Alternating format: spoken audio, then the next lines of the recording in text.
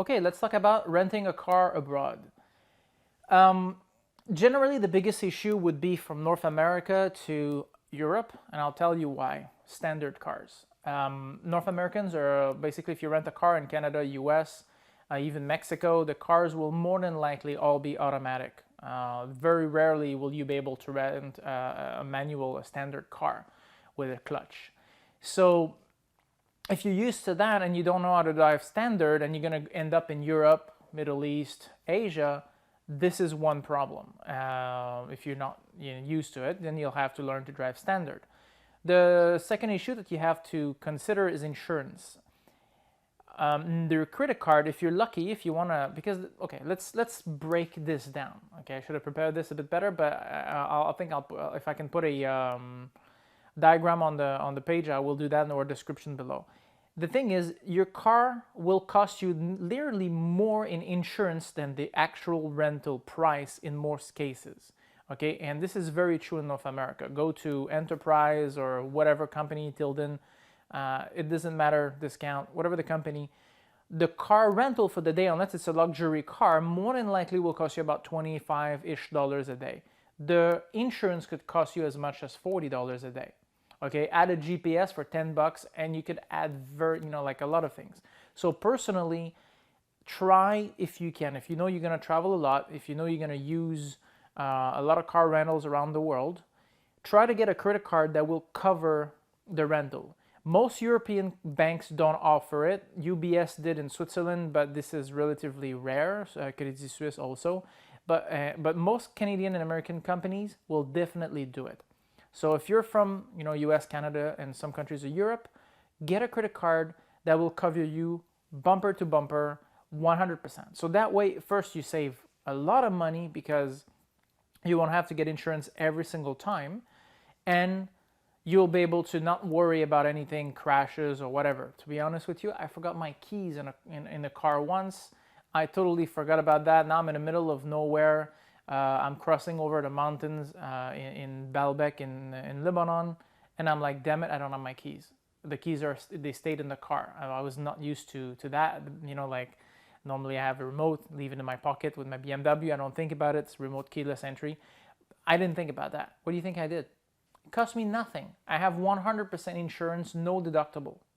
Took a stone, broke the back window, opened the door, pick up my keys. Who cares?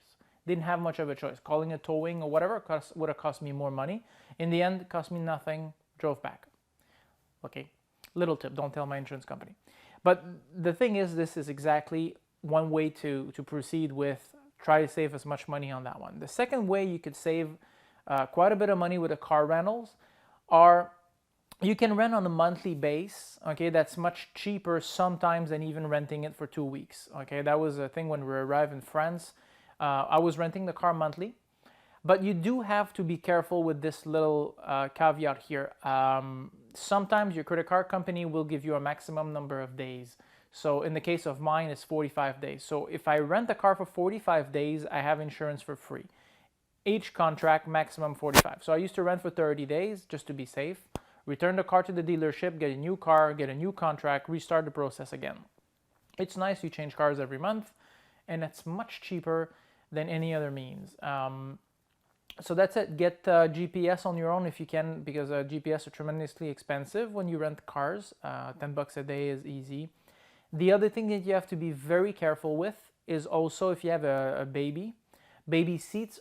Okay, you need to have one in some countries. Some countries don't care whatsoever, but other countries, more First Nations, like again US, Canada, Europe, will require you to have a baby seat. You have to have one of those. If you don't, tickets could be very, very steep. In the States, about $150. In Canada, it could go up to $5.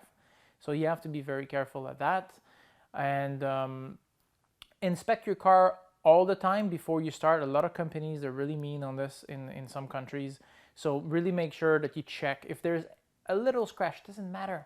Just mention it. Say, look, just mention there's a scratch there. Even if they say it doesn't matter, just have it in the contract, a little circle where you, on your contract, on the design of the car, just a little circle where, the scratch is, so that you could save, a lot of trouble when you return at the airport, especially if you return your car 2-3 hours before you take your flight. You don't want to have to argue this and they charge you and they keep your deposit and all that stuff. Just check your car, mark it down, that's it. And be careful, beware of the laws, non-smoking cars, and a lot of times, and this is great, cars are non-smoking. So if you're a smoker, well, I'd say quit, but I mean, that's beside the point of this video. I'd say don't smoke in cars because some companies will charge you a lot of money. The penalties could be 300 bucks for them to clean their cars. So, and that happened a lot. So be careful of that. And that's it. So that's pretty much how to rent a car abroad. If you enjoyed that video, give it a thumbs up. You can also subscribe to our channel and visit our website, mariostengyer.com, where we have tons of videos on how to travel all over the world. I'm pouring all the knowledge and experience I've acquired over the past 15 years traveling and living everywhere on Earth. Pursue the dream. There's nothing better than just exploring our world. There's so much to see, and doing it as a perpetual traveler is an amazing thing, and you can do it too.